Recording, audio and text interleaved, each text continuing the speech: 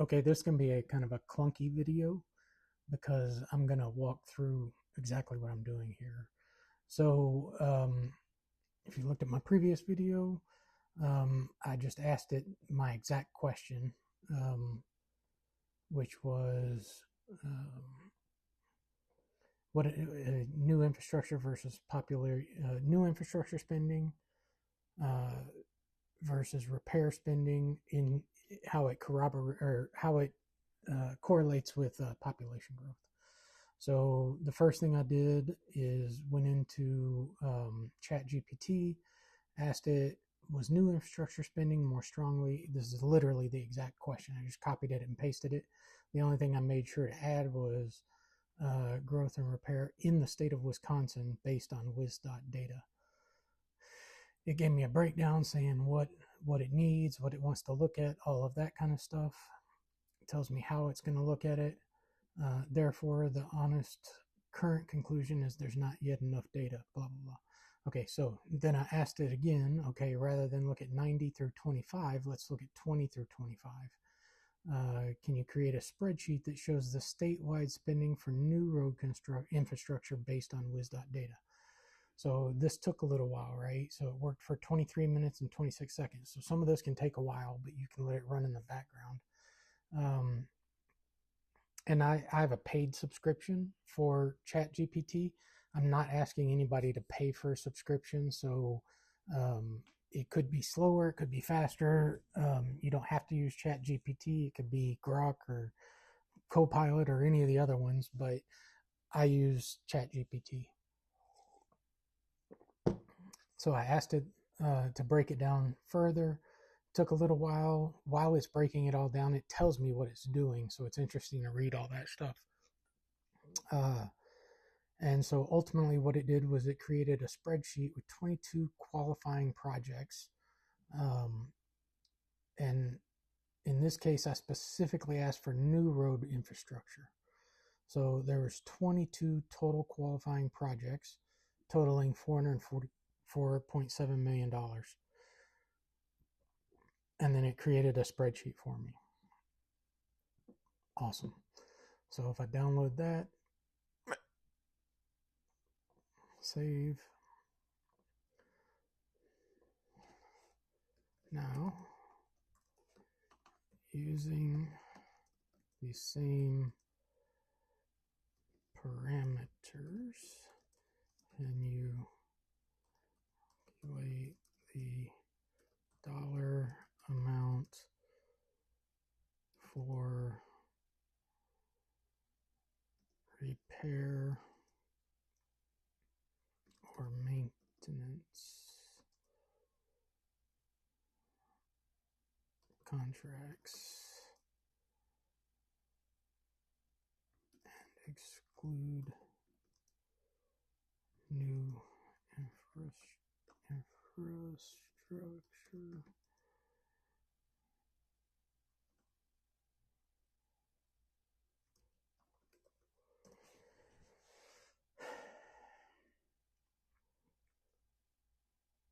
So basically I just asked it, first thing I asked it was show me the new infrastructure. Then I asked it, okay, using that same parameters, 20 to 25, can you get me the repair costs? And so I'll wait to see what that comes back as. Right here, new roads and infrastructure spending. So Wisconsin new road infrastructure 20. Okay, so this gives me the value, the number of contracts that were awarded by year. 444, 22 total. Then it gives me the included projects review queue. This is stuff that it wasn't sure how to allocate it. It wasn't counted because the bid summary description, not counted because so it gives you a ton of information. It tells you the methodology that it used, and then it also tells you the sources and where it all came from. So a lot of good information. But fundamentally, this gives us awarded new construction over these years, and then we're going to compare that to repair over those same years. And whenever I've got those, I'll show you how I'm going to break that down here in just a second. So I had this pause while it's doing it, but you can see here how it's giving me information. So it's telling me what it's going to do, and it's telling me what's happening. So I'll apply the same information, use a spreadsheet information, and then it did all that, and then now it's telling me that one December 2022 report has a corrupted text layer. Because of that, it's doing an OCR checking that the report so that the annual totals don't silently omit an entire letting. So what that's saying is that one of the sheets that it looks at for December of 2022, it had an error on it or some kind of corruption. So it's trying to do an additional double check on that in order to verify that it's capturing all that data and not just leaving it out. So, okay, so took a little bit of time, but as you can tell, what I worked through, this took 9 months, 54 seconds. What it did was it estimated the maintenance contract value at 7.163 billion over 1,870. These figures, the lowest reported bids, not final expenditures, which is fine, or change orders or any of that kind of stuff. That's all fine. So, and it gave me another spreadsheet. So this is the winning bid value and the contract counts. So if I take this and download that,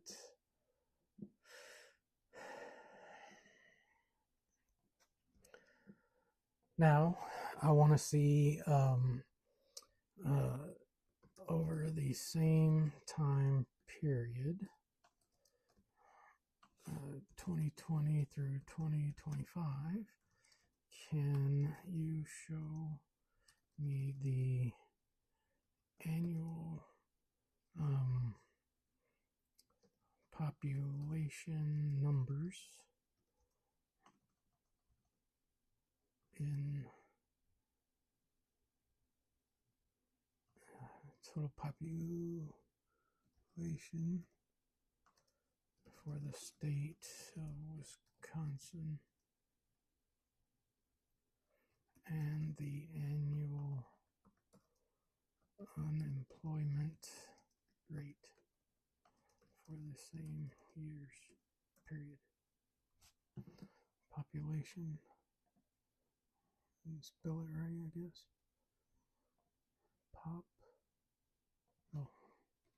Population, okay. Hit enter. It's thinking. This may take a few minutes, it may not, I don't know. But while it's thinking, I'll pause. Okay, so with population, it popped up much faster. Took 10 minutes to get to the repair information. Took about a minute and a half to get the population information. So if I take this same population information, and it makes a note here that 2025, it doesn't necessarily, the October 2025 observation is unavailable because the 25 federal appropriations lapse. So it's saying that just hasn't been published yet. So it's averaged over 11 published months. So so we just need to note that in our answer. So if I copy all of this, copy, and then I've been pasting it over here in a spreadsheet over here. So for the time being, I'm just going to paste this that way. These are the numbers I need, which is the population and the unemployment. Paste 3.2. I know, 0.032. So I want to make those percentages, and I want to make this a number with a comma with no decimals. Okay. And I don't need to average, or I could if I wanted, like this is a sum, right? This is the sum of what was spent on new infrastructure, 444 million. This is repair infrastructure, 7.1 billion. There's 22 contracts for new stuff, 1870 for old repair stuff. Population, I can't sum that. Same with unemployment. I could do an average, but it doesn't really do me any good to do an average. But what I would want to do is see what the percentage of change is in every year. So right now I've got population and unemployment rate. So if I add a column, insert to the right, I could do pop change percentage. So if I wanted to do, so there's not going to be any change because I don't have 2020 or 2019. So the first one's not going to be there. The second one, I'm just going to go equal to open parentheses 2021 minus 2020's population divided by 2020's population. So it contracted. I'm going to do that in a percentage. Do I want to do it in a percentage?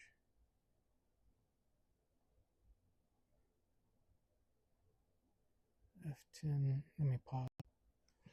Okay, so I just went and did some calculating on the side here. So population change percentage in this first year, it actually is a negative number. So it's not calculating something right here.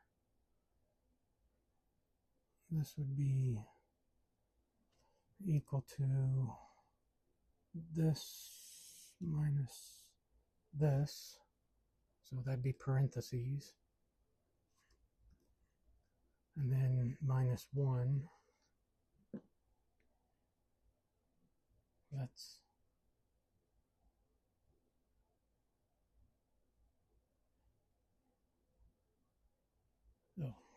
not divided, or be divided by. So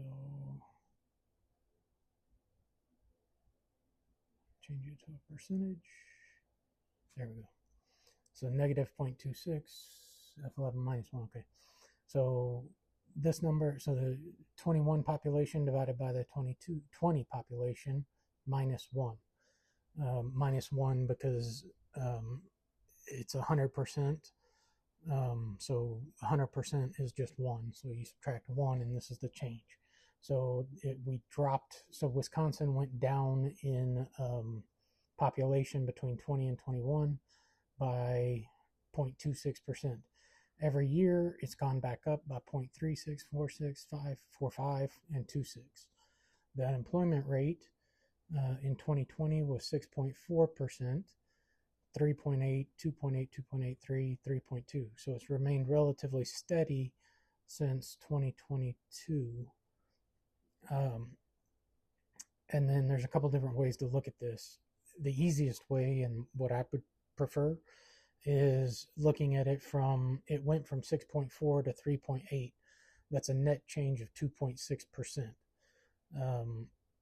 From 3.8 to 2.8, 1%, 0%. 0.2%, 0.2%. So very, very small changes right here. That's the way that'll make the most sense to people. But there is a different way to look at it, and I'm just going to skip that so that we don't cause confusion. All right, so I'm at 15 minutes. So now that I have all of this information, and you've noticed that I've got all this other stuff from where I previously answered things, but fundamentally this is the data that I have. So now I'm going to do all of my lookups on everything and try to figure out any correlations. And Excel has some pretty cool um, um, formulas for that kind of stuff. So I'll do one more video of that, and then I'll be done for today.